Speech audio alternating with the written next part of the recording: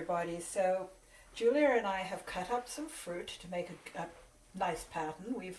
And being the smart women that we are, we've been on the internet to look at how other people do their pavlovas so that we can do ours better.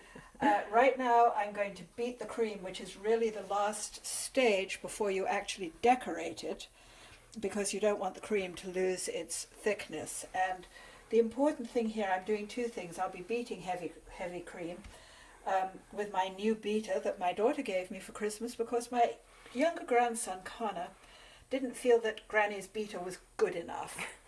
And I shall also be adding the vanilla sugar, just a little, to give it a bit of flavour, because, again, when Connor comes to the house and he wants whipped cream, Connor likes to have his sugar with vanilla in it. So, can you explain how the sugar works? The sugar will help thicken it a bit. I mean, the vanilla portion of the sugar. Oh, I beg your pardon. So if you don't have vanilla sugar, don't go out and look for it in the supermarket. All you need is some superfine or even confectioner's sugar, and you put a vanilla bean in it. I don't know whether you can see it in this one. There, yep, I saw the other side.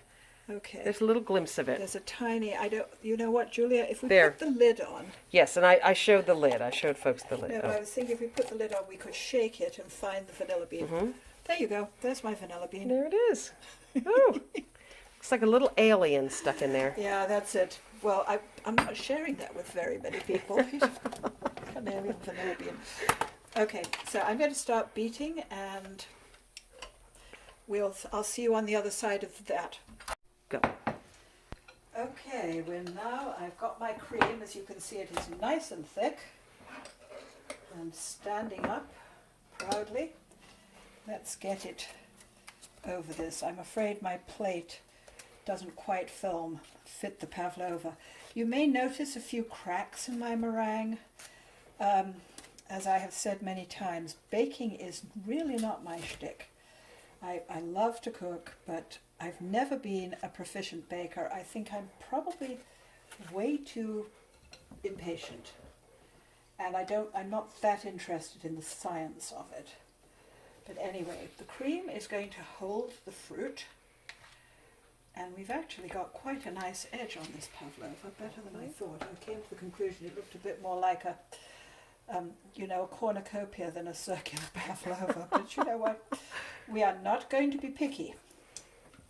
We like to do things the way they turn out. No judgment zone.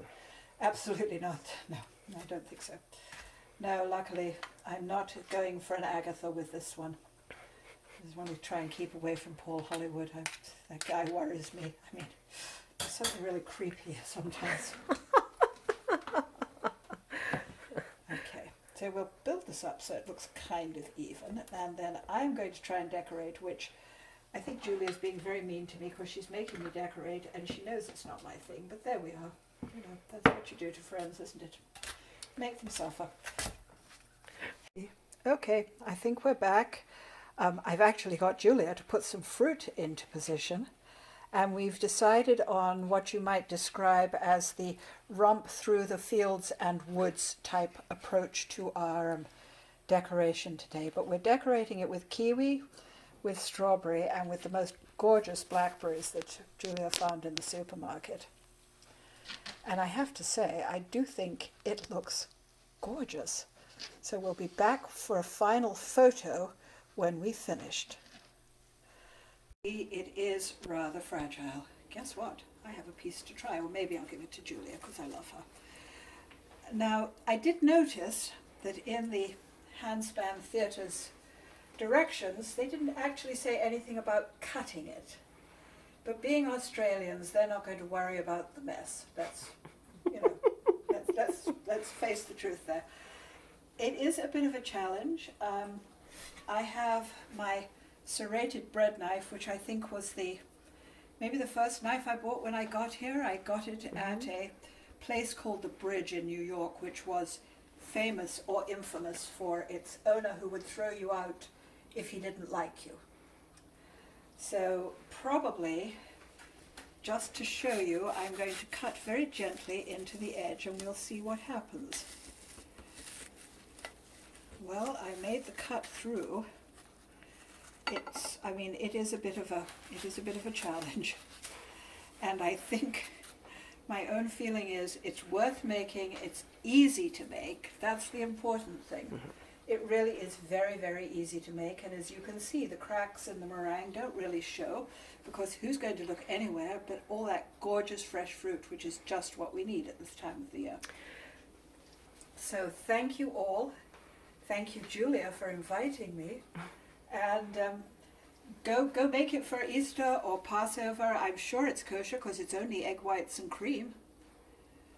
And have a great time with it. Thanks.